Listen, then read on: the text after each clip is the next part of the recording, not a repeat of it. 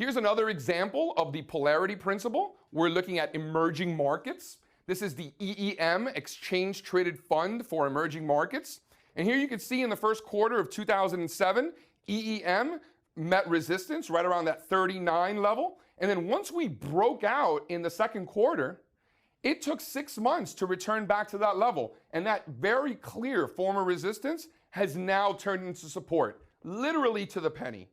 So if you recognize that former resistance, that former overhead supply that was able to be absorbed by the demand, you knew that the buyers were in control at that $39, $40 level, which is why resistance turned into support on the retest. And that's Polarity 101.